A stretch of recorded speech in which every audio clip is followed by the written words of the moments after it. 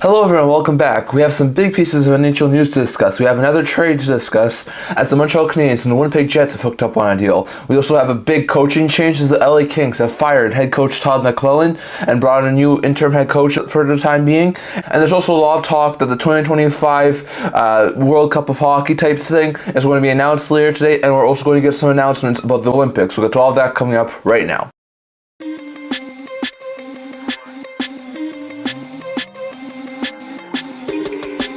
Hello everyone, welcome back to another video here at the Internet Talking Channel. Before we get into this video, don't forget to like this video and subscribe down below. Thank you for all of your support. I've never been able to with all of you guys, so if you subscribe to 250 subscribers now. I'm going to start today's video off by discussing a huge coaching change we've had earlier today. The LA Kings have fired head coach Todd McLellan. Now, we know this was a possibility. The Kings had not been doing overly good over the past little while. They had lost 14 of 16 prior to their win before the All-Star break against the Nashville Predators.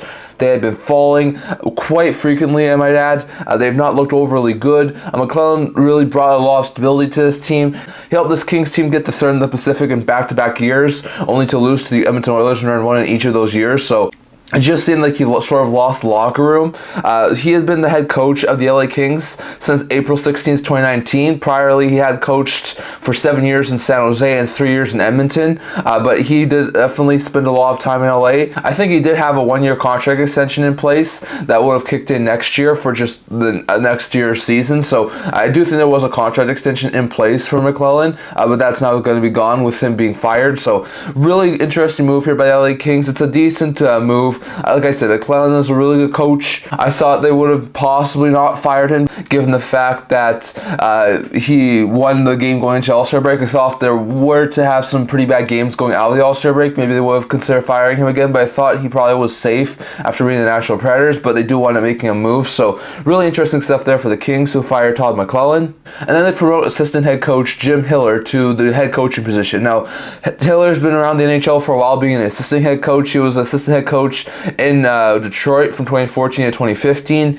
He was with the Toronto Maple Leafs as an assistant coach from 15 to 19. He was with the Islanders as assistant coach from 19 to 22. And this past couple of years from 2022 to 2024, he was an assistant coach with the LA Kings. So this is his first head coaching gig. I think this is just an interim basis. I don't think he's been extended like some of these other guys have been that we've seen in the coaching carousel. But I do think he's going to be an interim basis head coach. He'll probably finish out the season with LA. If he does well, maybe he gets extended. Maybe he remains as head coach of the LA Kings. If he doesn't do overly well, then I think the Kings will be easily looking for a replacement for Hiller long term. So it's going to be an interesting situation to watch out for, but Kings have fired McLellan. I'm a little bit surprised given the fact that they won going into All-Star break. I thought he was safe for at least a little bit longer, but they do wind up firing him, and he's now no longer the head coach of the Los Angeles Kings. And on top of that, they bring in Jim Hiller as their head coach. He should be able to hopefully get the Kings locker room going. Hopefully he should be able to get this Kings team to be producing a little bit more going forward after the All-Star break, and hopefully you should be able to get a little bit more out of this team.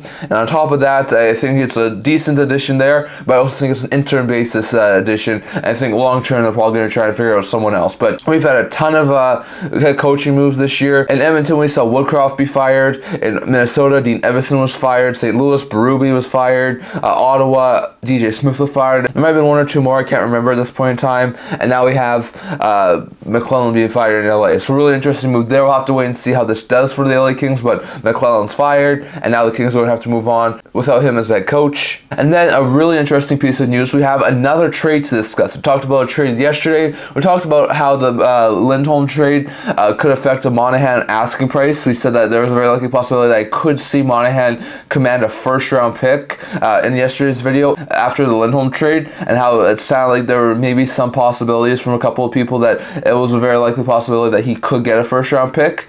And Monahan does. The Winnipeg Jets have acquired Sean Monahan from the Montreal Canadiens in exchange for their 2024 first-round pick and a conditional 2027 third-round pick. So we'll start with the Montreal Canadiens on this side. Monahan was never coming back. He's a really decent and good third-line center. He's had a fantastic season this year with Montreal, having one of the best years he's had in the past couple of years. So he's done really well with Montreal, but there was always apparently an agreement in place that if he signed a one-year deal with the Canadiens, they would move him at the deadline. They have done that, so I don't think Monahan Monahan was staying long term. I know there was some talk about him signing an extension, but I don't think he was ever going to stay for an extension with the Montreal Canadiens. So he winds up getting moved. Now, remember, the Montreal Canadiens acquired a first-round pick from the Calgary Flames in exchange to acquire Sean Monahan, whose contract was not overly great at the time, and now to get another first-round pick. So the Canadiens are able to get 2 first-round picks, one for acquiring Monahan, and then one for trading Monahan. So this is a very fantastic piece of work there for Kent Hughes. The Jets, like we said, sort of just like the same thing as the Canucks, probably going to be a pick that's going to be between like 22 and 32 in the NHL this year, so not an overly high draft pick in the first round, but they at least get another draft pick for the first round, and they got another pick, so really good stuff there for the Canadiens. 2027 third round pick, the condition on it is that Montreal will receive that pick if the Winnipeg Jets win the 2024 Stanley Cup Final. So the way I interpret that is, if the Jets win the Stanley Cup Final, they give them the 2027 third round pick. If the Jets don't, then the Jets will retain the 2027 third round pick, and it'll just be a first round pick. So it's going to be interesting to see, but that's a really high condition for the Canadiens, so it could just be a first round pick for Monahan, which is why I said in yesterday's video it would probably be the case. If it was a first round pick going for Monahan, it will probably just be a first round pick. Now, if the Jets somehow win the Stanley Cup Final this year, then I think they will be more than happy and okay to trade the 2027 third round pick to the Montreal Canadiens. I don't think they'd be overly upset with that, so it's going to be an interesting situation to watch out for, but this is a fantastic move by the Montreal Canadiens to get a first round pick, which a lot of people are debating whether they would be able to get or not, for Monahan. And then on top of that, if they're able to find the right conditions, they could also get a third round pick in 2027 in return as well. So that'll be really interesting stuff there for Montreal. For the Jets, Sean Monahan is going to be a fantastic addition for this team. Now, they have some pretty good centers. They have Scheifele, who's a pretty good number 1 center. Then they have guys like Adam Lowry, who can play center, Velarde, who can play center, Perfetti, who can play center. So they have a ton of decent centers, but it sounds like after they acquired him, the Jets will probably be using Monahan as like a second line center. It sounds like they're going to try and put him between Nikolai Ehlers and Cole Perfetti, which I think will be a fantastic fit for Monahan. He should be able to put a lot of points with those two guys on his wing. So I guess will be your top 9 as of right now in the healthy Winnipeg Jets locker room. Sort of looks like this. You have Velarde with Kyle Connor and Mark Scheifele on your top line, Monahan with Perfetti and Ehlers on your second line, and then the great third line that they've had all season with Lowry, Niederreiter, and Appleton. So I think this will be a fantastic addition there for the Winnipeg Jets. So don't expect him to be extended, at least at this point in time. He's a very cheap rental, so they didn't have to ask the Canadiens to retain any sort of money on him. They are able to still have cap space to work with and possibly make another move or two after this move. So far, he had 13 goals, 35 points, 49 games. He's been a very fantastic point producer. He's probably on pace to have his highest point total since he had 82 points in 78 games back in the 18-19 season. So it's been a fantastic season for Monahan. If he plays well with Ehlers and Perfetti, he's going to only increase his stock even more. And I think in the offseason too, he'll be a fantastic either second or third line center addition in free agency. So this is a fantastic pickup for the Jets. They get a solid second line center who they can use with guys like Ehlers and Perfetti, and he should be able to round out that top 9 extremely well for the Winnipeg Jets. So 2 Canadian teams have added a top line center, Vancouver and Elias Lindholm, Winnipeg with Sean Monahan, and now teams like the Avalanche, the Bruins, and the Rangers, who are heavily linked to those two guys. I know the Avalanche and Bruins were heavily linked to Elias Lindholm. Rangers over the past little while have been heavily linked to Sean Monahan.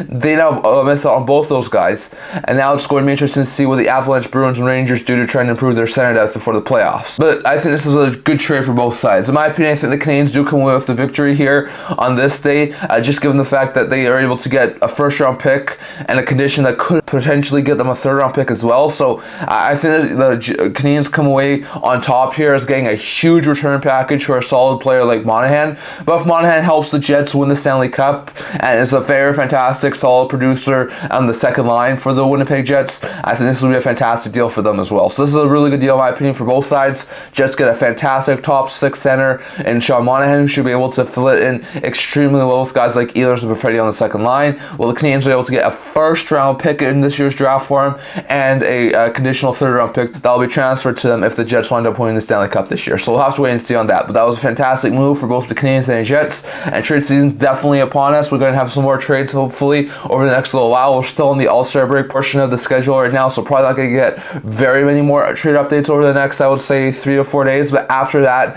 I think we're going to see a ton of more rumors for sure, and then trade rumors as well. So we're going to have to wait and see on that. But it's going to be an interesting situation to watch out for. We also heard some talk over the past little while that the NHL is going to officially announce that they're going to have the 2025 Best on Best tournament next year with the Team Canada, Team USA, Team Finland, and Team Sweden all playing, with the hope of having a 2028 official World Cup of Hockey back in the swing of things. So hopefully that they can get it going for 2028 with all of the countries. But they're probably going to announce for next year that the Best on Best, the 4 teams for the next year's thing on 2025. So I'll have to wait and see on that. And on top of that, it also sounds like they're probably going to announce that the NHL players are going to go to the Olympics in 2026. So it sounds like we're going to have some Best on Best hockey over the next few years, and that's going to be really, really good for the NHL. So we'll have to wait and see. It's probably going to be an announcement. Gary Bettman talks to the media, but for the time being, that's a very fantastic announcement there for the NHL. Hopefully they're able to get the Best on Best tournaments in the not just the future. So very good stuff there for the NHL, but definitely lots of stuff here to talk about. I'd love to hear your thoughts on all this down in the comment section below. Do the Canadiens win this deal by acquiring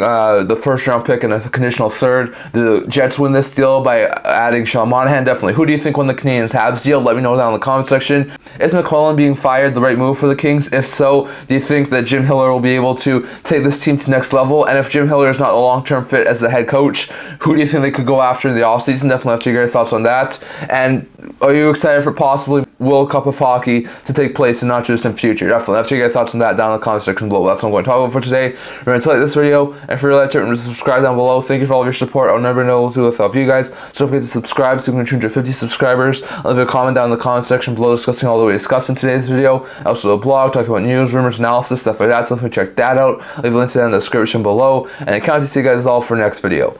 See you guys soon.